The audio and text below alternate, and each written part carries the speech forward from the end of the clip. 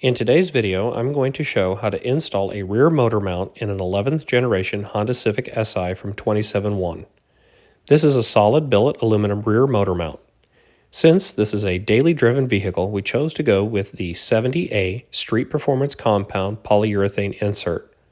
The street insert is a good compromise of performance versus a slight increase in NVH. There is a second option available, which is the 90A race insert. The race insert provides the least amount of wheel hop possible, but has an increase to NVH. For those that don't know what NVH is, NVH stands for noise, vibration, and harshness. This is a term used for various irritants that can be transmitted through the vehicle into the cabin and directly to the driver and passenger. With the upgraded motor mount, you will notice more vibration in the steering wheel, pedals, shifter, and lower seat cushion. These areas of vibration may add additional noise inside the cabin of the car. I will touch on driving impressions and NVH later in the video. The kit comes with just the motor mount with insert already installed and a card with a link to an app that will have instructions on how to install the motor mount. I found the instructions well laid out and easy to follow step by step. Begin the installation by lifting the car on the driver's side. To gain access to the motor mount, you will need to remove the skid plate covering the bottom of the engine. This plate can be removed by unscrewing 4 Phillips head screws located on the front and rear of the skid plate and 4 flathead screws on the left and right side of the skid plate. The flathead screws will only require a half turn to be removed. Once all the screws have been removed, move the plate towards the rear of the car, which will release the plate from the car. Set the plate to the side for now. After the skid plate has been removed, locate the engine mount located towards the rear of the engine. You'll notice the downpipe next to the engine mount. This pipe will make the installation a bit more difficult versus if the pipe was not there. I removed the rear bolt first, which is a 17mm bolt. This was easily removed without any issue. I then removed the front bolt. This is a 19mm bolt. The instructions say to push up on the downpipe to access the bolt, but I found the pipe difficult to move. I ended up having to use a wrench to loosen the bolt instead of being able to use a 19mm socket.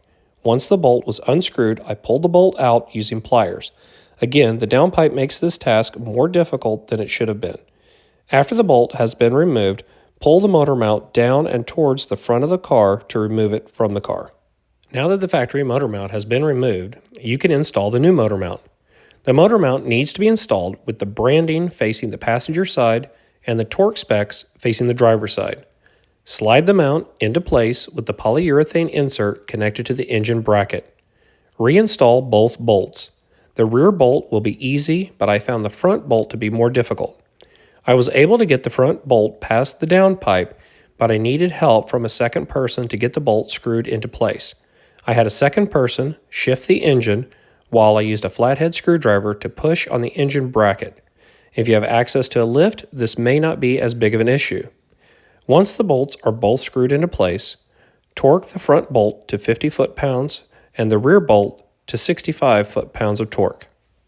With the motor mount installed, you'll reinstall the front skid plate to complete the installation. Initial driving impressions after install are as follows. I noticed an increase in NVH specifically in the steering wheel, lower driver's seat, pedals, and shifter at lower idle and first gear. I don't feel the amount of NVH was excessive or unreasonable for the performance gained.